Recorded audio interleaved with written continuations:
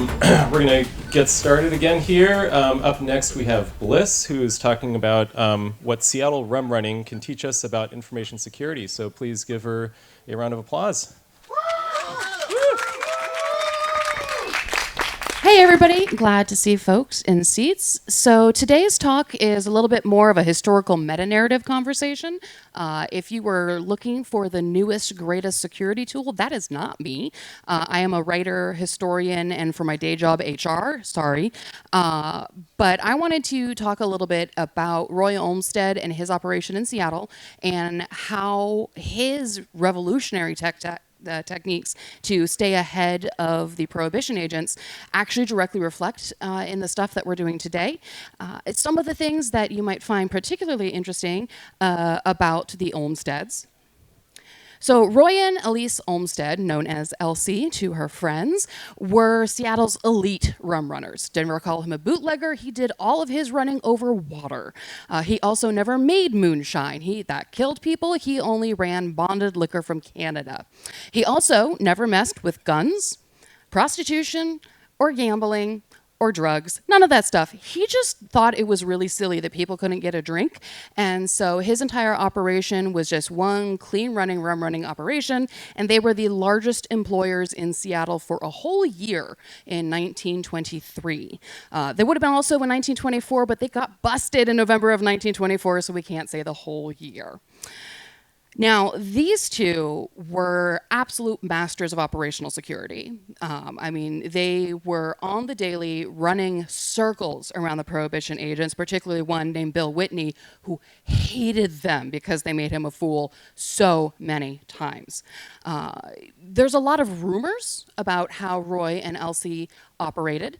I, over the pandemic, really became the expert on Elise Olmstead because no one had bothered to research her because she was very good at saying, I'm just a good little housewife. I don't know what's going on.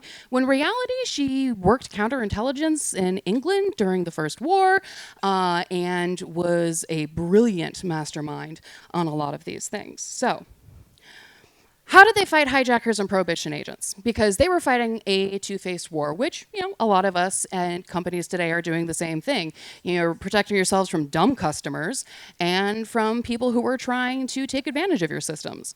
So technology was a big one. They had a technologist that was working with them. I hesitate to say an inventor or something along those lines because he really, really loved radios and he really, really loved boat engines. And he was a tinkerer and he made their boats go faster than anything else in the harbor, including the Coast Guard. And he was the one who helped them build the first radio station that could reach around the world in Seattle, which eventually became Como. It was their call sign was KFQX, and they broadcast on Thursday nights out of a studio in Smith Tower. The actual radio broadcasting tower was behind their house up on a hill, but they used a dedicated phone line to telephone the music and everything over to their house to broadcast. The other thing that really kept them out of deep water were payoffs. They had everybody on their payroll. Everybody. Like 2/3 of the police force, which helped because Roy actually started as a police lieutenant. He was the youngest lieutenant in Seattle history and only left when they were finally like, dude, you're breaking the law every day. We can't let you stay a police officer, which, I don't know if that would happen today, but whatever. They also had really high-powered friends. They delivered booze to the original Boeings.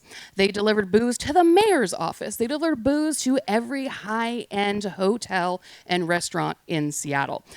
So when it came time for those people to make a noise about what they wanted fixed in Seattle, it was never Roy because Roy was keeping them comfortable.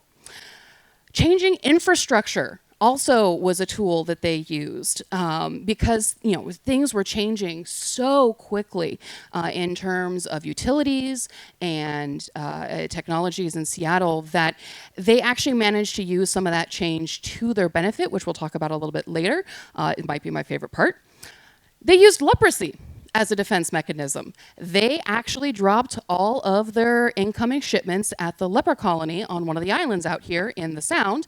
And because people didn't really want to visit the leper colony, it actually kept their deliveries a lot safer. So because they didn't have the same sort of paranoia, the same sort of prejudices that a lot of other people had, you know, they were a lot better off. And subverting expectations. You know, a lot of us, when we hear prohibition and we hear bootlegging and rum running, we think violence. We think, you know, machine guns and Tommy guns in the street. And they were just really nice guys. Like they were like, yeah, you're really sad that you don't have rum. Well, you know, I can get you some. It's cool. Yeah. Pay us if you can. It's cool.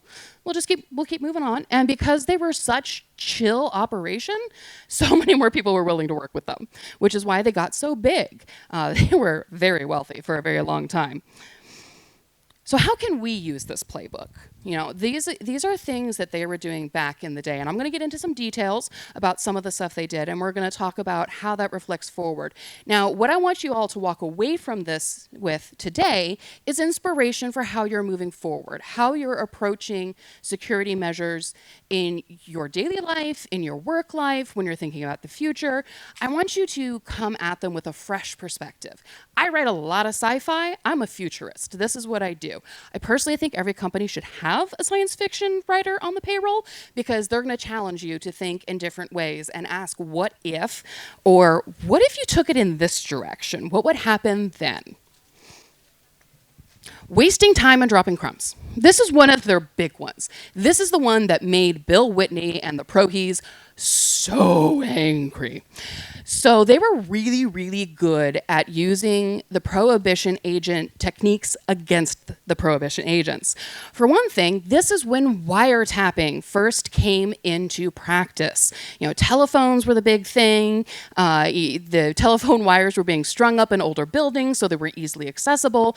And it was really easy just to drop a tap on a line and listen in. It also made a really loud noise, so it was really obvious if you were being tapped. And what they would do is they'd get online, they'd hear somebody tap into the line, and they go, hey, you know, we've got that really big shipment coming into XYZ on Blue Street. You know, that's going to come in tomorrow morning, right? Yeah, I know. It should be by sunup. So, yeah, we got to have 15 cars there ready to run it, you know, and they're talking all these logistics, and they hang up. And the next morning, the Prohibition agents would show up, and there's no booze. There's 10 guys sitting in a circle having a Bible study. And when the agents walk in, they go, oh, do you want to join us? We're talking about the Psalms, you know? We're going to go for breakfast afterwards. We would love to chat with you and sit down with you. This made Bill Whitney absolutely incensed. And they would do it over and over and over again. And it's like the Prohibition agents never learned that, you know, they were like, well, we'll go get this stash. But no, it's just another trick. It's another way to make them look foolish. So how are we using wasting time and dropping crumbs to our advantage? How many of you have heard of honeypots? Yeah, they're my favorite. They come from a Cold War era name for a really hot chick you'd send into enemy territory to try and seduce somebody to get information. But what we do today is we've got all sorts of honeypots that we can drop into our systems. You know, here's some examples. Thank you, Norton, for the image, so I didn't have to make it. You've got emails you can use. You've got databases. You've got malware honeypots, spider honeypots, honeypots. But what if we took it one step further, right? So we can say, oh, well, we're going to put this other drive in here that looks really tempting. You know, it's going to have moderate level security that they can break it, but it's going to take them a little while. And we're going to name it something really tasty. Let's see if we can trap them in here. What happens if you add some ways you can add things backwards? Do some active defense in the honeypot. I know it's not necessarily legal, but there's all sorts of malware you can hook in that when they get in there, send it out. What if you start going analog again with your honeypots? Because there's a lot of people that come in and try and just get into your building and see what they can find. Mislabel some doors that lock behind you. Don't overthink your solutions. Make them really tasty and see what you can catch. Honey's sticky. What can you leave behind on somebody who's coming in physically or digitally? Going analog, right? So what happens when the leper colony gives your stash to the wrong person who shows up? Because they're like, nobody's coming to the leper colony. It's going to be perfectly safe. And some dude shows up and goes, yeah, Roy sent me. I'll take it. Yeah, Yeah, that happened to them precisely once. And Elsie was very offended. She was like, why? You know our people. That was not our people. We send the same people every time. And they're like, well, but it was a person who said it was Roy. So she goes, okay, here's the deal. We're going to take a dollar bill, and we're going to tear it in half, and we're going to write the same 4-number code on each half of that dollar bill. We're going to give one half to the people who are delivering the booze, so it'll end up at the colony, and one half will go to the person who's picking it up. Does it sound like security certificates to anybody else? It worked. They never lost another shipment. So, we've got our security certificates. How are we going to start tweaking those? Because those are going to be a little more difficult. The talk after this, I really think y'all should stick around because it's about post-quantum security. I am very fascinated to see what he has to say. But what if you, again, go analog? We've got a lot of sensitive data that's going places. Make better use of couriers. Don't try and overthink the digital solution if there is an analog solution that might actually do you better. This is my favorite example. Cloudflare's wall of entropy. How many of you have heard of this? It's amazing. For those of you who don't know, they have a camera on a wall of lava lamps that they use for their security. Because, it can't be truly random if you're just using an algorithm to produce something. So what are other analog ways to introduce a more random pattern to the stuff that you're doing? There's other kids' toys. I love kids' toys, yes. Quantum physics, yeah. It gets real squirrely in there. It's amazing. Rumor. I love this one. If you go to Smith Tower today, there's a little museum in the base of the tower. And in it, it says, Elsie Olmstead, the radio personality Aunt Vivian. Do you know what she did? She hid codes in the bedtime stories that she told to the little kids over the radio. That's a lie. That's a rumor that's persisted since 1924. They did not pass any codes in those stories. And there is one line in all of the transcripts the Federal Archives have to support me on this. There is nothing to support codes in the stories, except one dude who was on the stand and was asked that question. He goes, they're smarter than that. Now, what they did is they spread this rumor.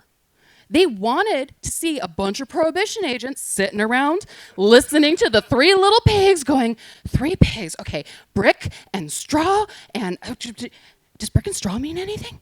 So they were trying to get people, again, to waste time with these rumors. We're in a day and age where people are like, I'm publishing a blog post on this, I'm sharing all this information. I love it. I love the collaboration of sharing all the information. But what if, you also spread a little rumor here and there?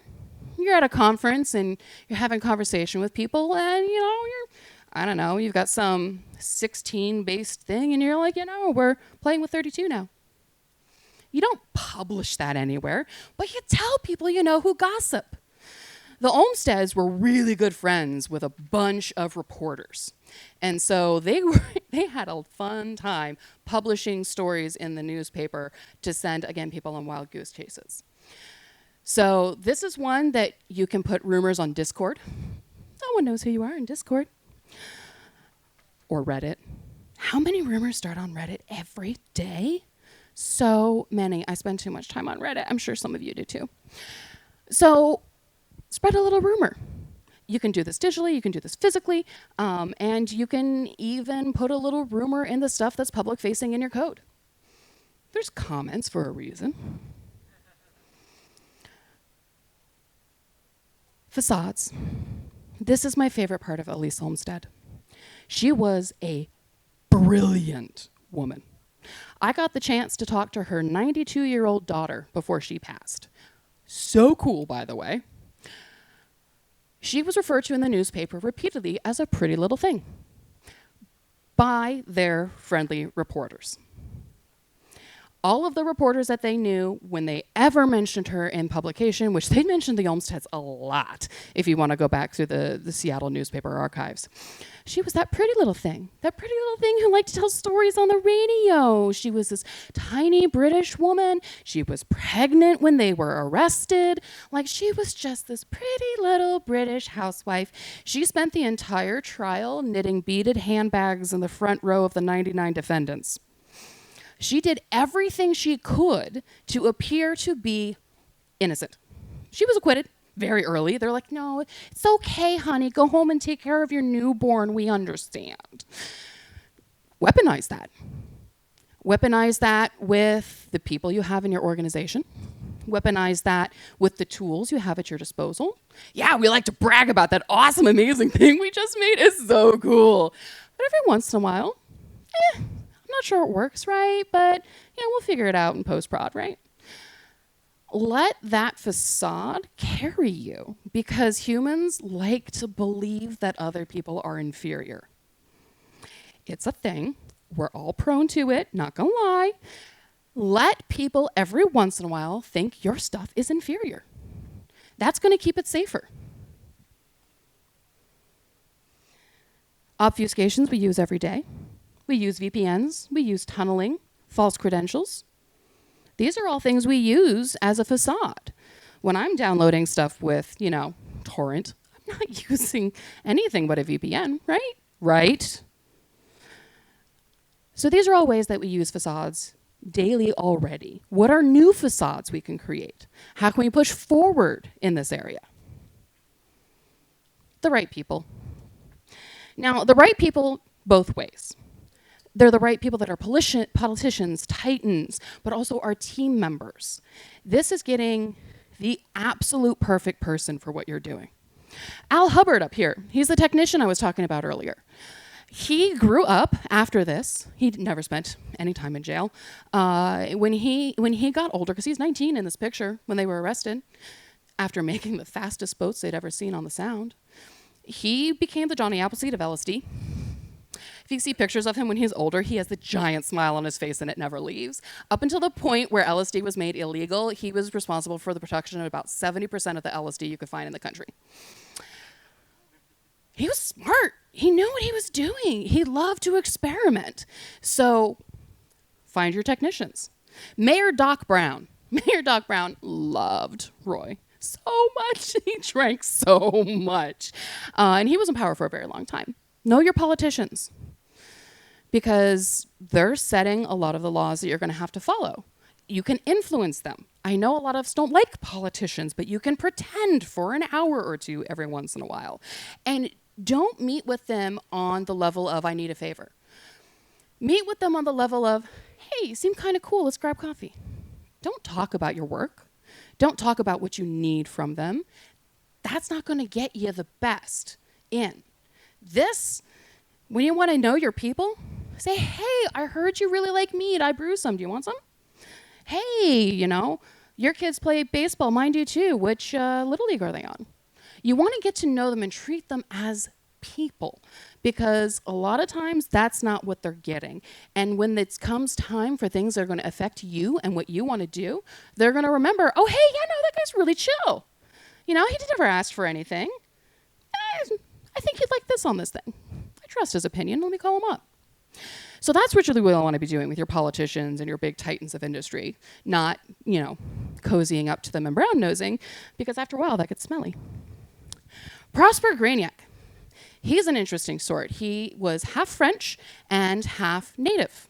He grew up on the islands out here with his mother's tribe, and so he knew the sounds better than anybody else. He was their best pilot. He spent all of his time on the water. He could outrun anyone in any boat. Never caught. He was never caught on the open water. Find your pilot. They can be a little weird sometimes. That's okay. Doc Hamilton. Loved Doc Hamilton. He had 3 restaurants in Seattle, the barbecue pits. And there was one really far north out in the farmlands around Shoreline on 99, which makes me giggle every time where they're like, it was so far outside Seattle. And I'm like, yeah, no, it's not. But he had the connections to all of the restaurateurs in Seattle. He knew everybody who needed what they were selling. And so he was able to provide all of those connections that the Olmsteads needed to build their business. He's also the reason their arrest stuck, because he showed up halfway through the raid with a half-empty bottle of liquor.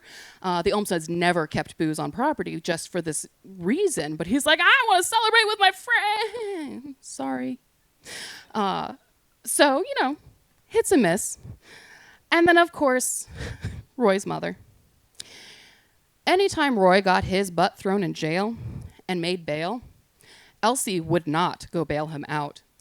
She informed him very early on in their relationship that if he was stupid enough to end up in jail for any reason, he should call his mother, and she could deal with him. Elsie never, ever bailed him out. It was always his mom. So find those people who are going to be really dedicated to you no matter what, because they're going to be important every once in a while, and take care of them. Roy loved his mother. He was the favorite son. He was always over for Sunday dinner. He insisted Elsie learn mom's meatloaf recipe because he liked it better. So find those people who are just going to be super loyal, because you never know when that's going to come in handy when you get your butt thrown in jail. Please don't get thrown in jail. And really think about this as the other kind of networking. You network your computers, you network your software. Make sure you're applying that same focus and dedication to the human networks that you're building, because that's where you're going to get your new ideas. That's when you're going to get the connection that takes you to the next level. That's where you're going to get the connection who's going to inform you when someone has a arrest warrant out on you. They had a lot of people in the Prohibition agent's office that would tell them when arrest warrants were being sent out. So make those connections. Make sure you know the right people. Ethics. Ethics is a fun conversation. One of the things I was advised at a very early age by my father, who was a huge prankster, was only break one law at a time, because then they're more likely to let you off. He himself was never arrested. He was a FDA liaison for medical device companies at the VP level, and had memorized the playbooks on just how to walk that line between profitability and not murdering people. So it was a really interesting way to grow up with that sort of mentality, but it applies to all of this. Do the one thing and do it right. You're like, I could do this. Now go find the right person. What are you doing? Focus on your thing. If you are trying to make the perfect widget and you're a physical engineer, great. Focus on the physical engineer. Go find yourself a programmer. There are so many people who want to work on projects and don't even need to be paid because they're interns or they're students. Like, obviously compensate them if you can, but if you're not even getting paid for a project yet, loads of people are willing to help. That's what open source is. Please go out there and find those people who want to work on the projects, because there's so many of them out there. I cannot tell you how many collaborators I found on Reddit. My favorite illustrator that I use for my books found an art illustration when he was still in illustration school, and now he's the lead illustrator for the Family Guy app, and he'll still do my illustrations because, like, yeah, no, I love your stories. Let's go. So go out and find those people who do the one thing right. And again, this applies if you're doing not so legal things too. Not that any of us here ever do not so legal things. Not that we have an FM transmitter on our cabin, but break the one law at a time when you're doing it. Did you know that lockpicks aren't illegal in the state of Washington unless they are on you during the commission of a crime? Carry your lockpicks all the time. I have definitely not used them to get into bathrooms that should have been open and weren't. And then here's the big scary CSR environmental report, right? This is really gained momentum in the last few years, but I'm going to tell you why this is so valuable.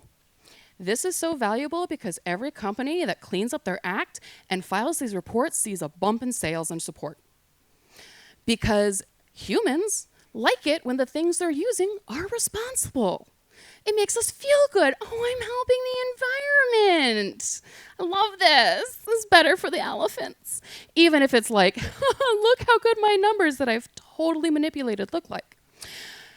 So embrace these things, embrace these public expressions of ethics, because it really is wonderful boost to your business's reputation and everything that comes with that. And here's a cycle we get stuck in all the time, right? As we're talking about ethics. First, someone dreams up the tech.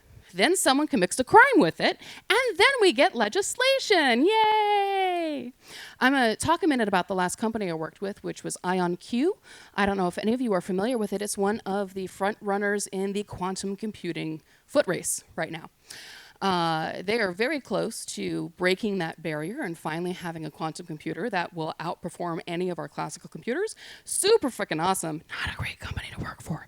But one of the things that they did is from the very moment they formed up as a corporation is they started to get to know the right people. They've been to the White House multiple times to have conversations about the legislation surrounding quantum computer usage. They started out at the very beginning of their career going, so we know quantum computers are going to be a really hot button topic. We know that you're not going to want foreign nationals to use it or us to sell it in foreign national places. And, we really want it to still be available to students. We still really want this computational power to be available to nonprofits. We want this to be able to do things like cure cancer and to help make new grains to feed the world. I know, yeah, we're going to have government contracts because that's the way this goes. But let's make sure that as we're building the technology, we are also building the legislation alongside it that is going to keep it accessible and useful. So while we get stuck in this cycle over and over and over again, take a moment when you're starting with something new or diving into something that's growing rapidly, AI, and see what you can do to circumvent that middle step. Maybe rearrange this a little bit. See who you can talk to in the politicians, what sort of acts and legislation is coming up and in the drink, so that you could say, hey, I actually think that this might be a really good addition over here, because that's going to help your security be way more secure, because that crime isn't going to be there in the middle, right? So I'm going to leave this slide up for a little bit while I talk at you just a little bit more.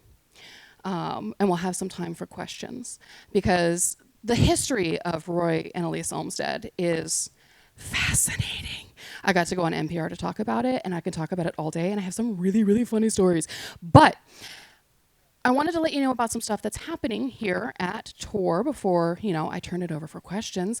If you turn on your FM radio stations, not only do we have the lull, of course, you might find some other things sort of sitting around going on, because our CTFs this year are not just computer-based. There's also an AI-based one down at bureaucracy that terrifies me. I definitely didn't have a nightmare about her last night. But so go trolling through those FM stations. You might hear Aunt Vivian, me, reading stories. You might hear first steps to certain things. And I think you'll have a lot of fun with that. Does anybody have any specific questions about the things that I've hit on or the Olmsteads? In the back first? The thing that finally got them. So in November of 1924, there was an arrest warrant that went out. And Elise got word that the arrest warrant had gone out, and she went back to Roy and she goes, I think this might be the one. This is what's going to get us. And he goes, no, we're fine. We don't keep any booze at the house. None of the books are at the house. We'll be completely fine.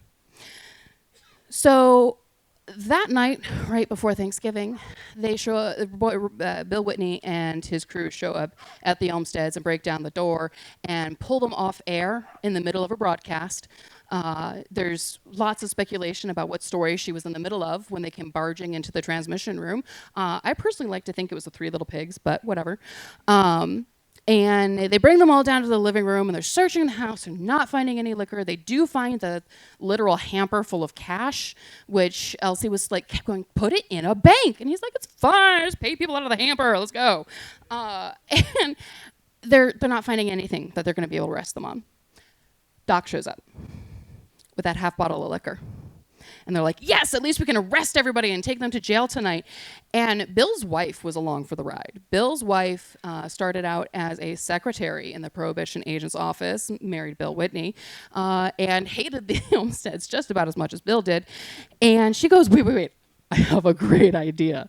And she gets on the Olmstead's phone and puts on a fake British accent and starts calling all of their friends and goes, yeah, we're having a great party. Bring the booze. We're going to have so much fun. And convinced about 25 of the Olmstead's friends to bring crates of booze to the house. And that is how they finally managed to arrest everybody. That particular warrant swept up 99 people total. Which went into the first big trial for Seattle, and Roy ended up being the very first person convicted on wiretapping evidence for a federal crime. He did take it all the way to Supreme Court and lost. There's a great book called The Whispering Wires about that case, which is a lot of fun to read. And there's been a lot of legal studies, which is why Roy is so well known. And Elsie has still been in the shadow, which is why I've had so much fun researching her. But yeah, no, it was the fact that on old telephone wires, they couldn't tell the difference between a terrible fake British accent and someone who was actually British. And we're like, maybe the Olmsteads wouldn't want me to bring booze to the house since there's the rule about no booze in the house, but hey, we're having a party. So it was really people manipulation that got him in the end. Pictured and with 99, how many were convicted? Remembering off the top of my head, there was about 45 total out of the 99 who ended up being convicted. Roy spent the most time in jail, which was 4 years, only 4 years, and had a full presidential pardon by the time he came out, thanks to Elsie. What were the most helpful historical sources that you found, and what were the most unexpected ones? Yeah, for sure. Unexpected was getting to talk to Patricia Olmstead. Because I knew she was still alive. I'd made friends with Brad Holden, who's a prohibition specialist in Seattle, and he had had a chance to talk to Patricia a few years prior when he was publishing his book about prohibition. He's also published a book about Al Hubbard, by the way. It's a riot. But so he got me connected with Patricia's granddaughter, and then I managed to have a few conversations with her before she passed away over the phone because she lived in California. She was still with it. She remembered a lot of really great stuff. So that was probably the most unexpected one. It was very helpful in unexpected ways. I got some great stories also about Roy from her. But I think the most generally useful was being able to go to the federal archives down by Magnuson Park and actually put my hands on 100-year-old court transcripts and just read what was happening in the courtroom, which was hilarious, by the way. My favorite exchange out of hundreds of pages of transcripts was Roy's lawyer was cross-interviewing a prohibition agent, and he goes, so what did you find when you got to that address? And the prohibition agent goes, well, I found it was a fictitious address. I'm sorry, a what? It was a fictitious address. Do you mean a fictitious address? Nah, I mean, it weren't there. Cool, thanks. It was full of stuff like that because the prohibition agents' offices were not pulling from the top of the barrel, let me tell you. Other questions? All right, I'm going to give you guys some extra time to get to your next talks. I will be doing two. Oh, yes. Is there any record on how much money they actually made over their efforts? No, because it was in a hamper. They had multiple bank accounts under multiple names and aliases across the city, and all of it got spent on the trial and taking it to the Supreme Court, including having to sell their radio station, which after the license changed hands twice and ended up Como. So if you're listening to Como, that's a Rumrunner station.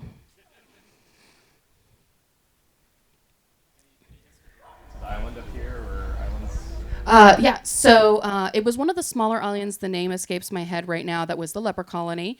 Demarest Island was where he spent his jail time. It used to be a prison. They were in and out everywhere, in and out of Friday Harbor. They would change up where they were doing drops sometimes to, just shuffle the trail a bit.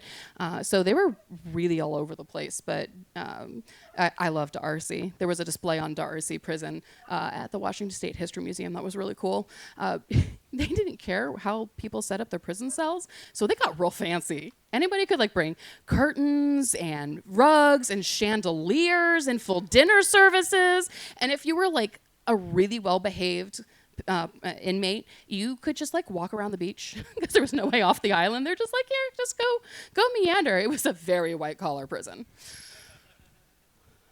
Do you happen to know the future state of the Magnuson Archives? Is it staying there? So that's still sort of up in the air because it was due to be moved to Washington, D.C. before the pandemic. And then that got, those plans sort of disappeared. I don't know currently whether they're still trying to take them to D.C. or not. Do you have any tips for how not to get caught? How not to get caught? Don't brag. Don't brag. Don't get overconfident. Yeah, you can run circles around the Prohibition agents, but that makes them really mad, and they're probably going to plant evidence to arrest you. So as much fun as it is to run circles around folks, maybe keep it a little toned down so they don't get so mad that they're willing to do anything to take you out, because these days they'll just shoot you.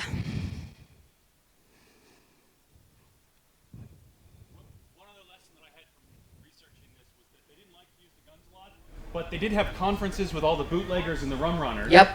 And they would get together and share ideas. So if any of you have the opportunity to go to a conference where you can share ideas with other people with similar interests, I would strongly recommend that. It's so valuable. Question. So what did they end up doing once he got out of prison? This is my favorite sad part. So when he got out of prison, Elsie had procured a presidential pardon for him, and she had also secured multiple contracts for Roy to be a spokesperson for liquor distributors because Prohibition had ended by the time he got out.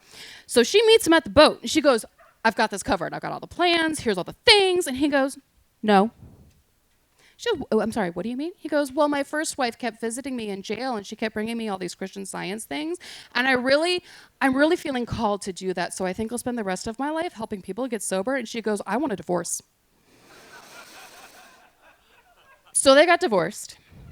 He never did remarry. She married a Navy captain and continued having the life of furs. She loved furs. Her fur collection was epic. She kept having her high life the way she wanted to. That's sort of how that ended up. I don't blame her. She had a plan, and he was not fitting in anymore. I'm a little terrified. If she lived today, I have no idea what she would manage to accomplish. She'd be in charge of some media empire and just running us all in circles. Because she was a piece of work. What do you think the most modern equivalent of the rum runners today is? The modern equivalent of rum runners is, I'm going to say, all of those folks who are doing good hacking work, the ones who are getting information out that needs to be gotten out. Those folks who, when they're breaking the law with computer code, are doing so to help people and not harm people. Because the most of the rum runners and bootleggers started because they're like, this is silly. This is silly. Why are we doing this? And they were doing it to sort of flip a middle finger at the people who were making stupid laws. And so if you're doing that and helping people at the same time, more power to you. To be clear, I'm not glorifying drinking in this. I'm just saying they were really, really smart people.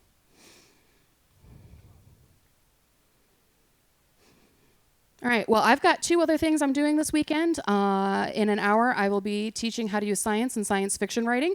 And on Saturday, we'll be talking about fractured fairy tales and how that's the very first way that people did Fan fiction, that's the word. So I'll be doing those down at the workshop area. I'm also running the Mystics tent. Stop by and get your fortune told. We take a offering for the ghosts in the machine that you think is appropriate to the question you're asking. So go find a flower, sing us a song, or I don't know, throw $80 at us, whatever you feel like. And I'm up at the Bacon House hydration station most of the time. We have a hose for you to fill your water bottles up there, and new and different hydration stickers every day. So stop by and fill your water bottle and stay hydrated, please, and thank you.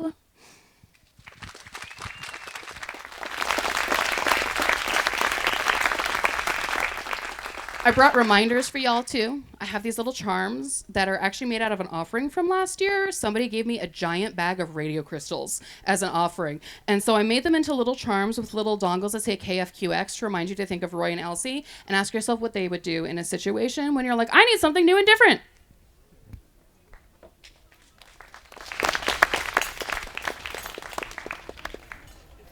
All right, we're going to take a 15-20-minute break before the next speaker. Next one up is talking about quantum cryptography and qubits.